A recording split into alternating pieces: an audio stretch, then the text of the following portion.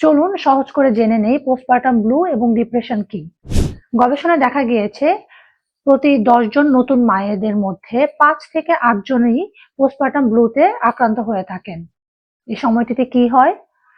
অল্পতেই মন খারাপ হয়ে যায়, মেজাজ খিটখিটে থাকে, ক্লান্তি বোধ হয়, অস্থির লাগতে থাকে।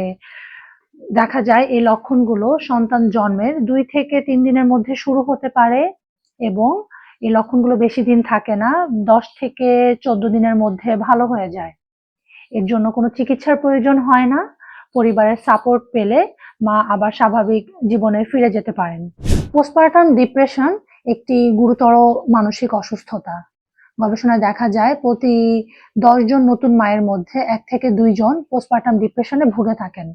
পোস্টপার্টাম ডিপ্রেশনে ক্লিনিক্যাল ডিপ্রেশনের যে লক্ষণগুলো থাকে সেগুলো প্রকাশ পায়। এর পাশাপাশি মার মধ্যে তীব্র অপরাধবোধ কাজ করে। অনেক সময় মনে হয় উনি হয়তো ভালো মা হতে পারেননি, বাচ্চার ঠিকমতো যত্ন নিতে পারছেন না, খুব বেশি গিল্ট ফিল হয় এবং অনেক সময় দেখা যায় আত্মহত্যা করার মতো বিভিন্ন ধরনের ভয়ঙ্কর চিন্তা নতুন মায়েদের মধ্যে চলে আসে। কখন পোস্টপার্টাম ডিপ্রেশন আমরা বলবো?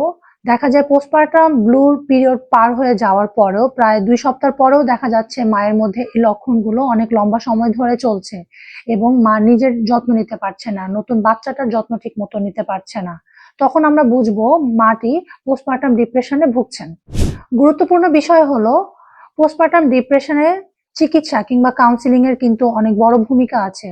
এটি মনে করলে হবে না যে পোস্টপার্টাম ডিপ্রেশন এমনি এমনি ভালো হয়ে যাবে। এজন্য অবশ্যই পরিবারের সদস্যদেরকে এগিয়ে আসতে হবে। নতুন মাকে একজন সাইকিয়াট্রিস্ট বা সাইকোলজিস্টের কাছে নিয়ে যেতে হবে। প্রপার কাউন্সিলিং প্রয়োজন এই মায়ের জন্য। তাই পোস্টপার্টাম ডিপ্রেশনকে অবহেলা করা যাবে না, কারণ একজন মায়ের মানসিক সুস্থতার উপর নির্ভর করে একটি সুস্থ সন্তান এবং একটি সুস্থ পরিবার।